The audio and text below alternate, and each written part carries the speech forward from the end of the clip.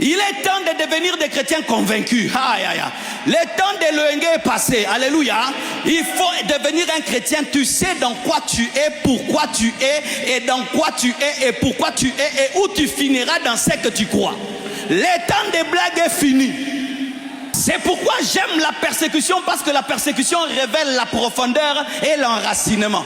C'est pourquoi j'aime la persécution, parce que la persécution révèle si l'arbre était réellement enraciné ou bien c'était une décoration.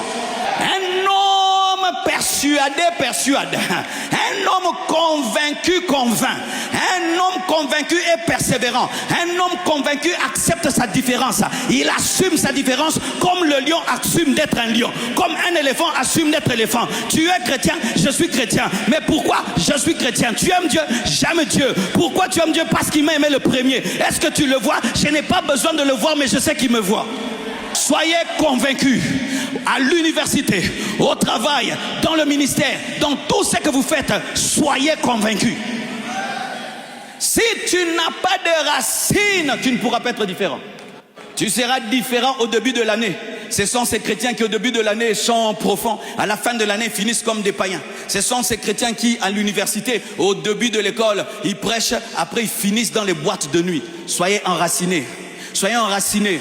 Soyez enracinés. Cherchez à connaître et à connaître celui en qui vous avez cru. Cherchez à vous approfondir et à vous approfondir en celui en qui vous avez cru. Mes frères, si tu es un chrétien bénédiction, ça ne tient plus. Si tu es un chrétien qui cherche des choses, ça ne tient plus. Ce ne sont que les chrétiens qui cherchent Dieu. Car lorsqu'on les a tabassés, s'ils étaient là pour le confort et les bonnes choses, ils allaient abandonner Jésus. Mais comme ils étaient là et ils savaient qu'il était Dieu, même si on les tabassait, même si on faisait quoi que ce soit, ils savaient que c'était pour Dieu.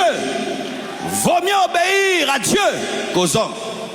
Si tu dois choisir entre Dieu et l'homme, qui tu dois blesser, blesse l'homme. Parce que l'homme n'a pas l'enfer pour te jeter. N'aie jamais de problème avec Dieu, aie des problèmes avec les hommes.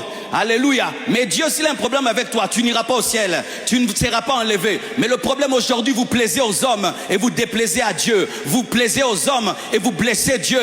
Vaut mieux réjouir le cœur de Dieu et de blesser, de décevoir les humains. C'est ce que les apôtres avaient. Ils savaient que lorsqu'ils prêchaient ainsi, on allait les traiter de fous et qu'ils allaient bouleverser la religion. Mais ils l'ont fait quand même parce que c'était la volonté de Dieu.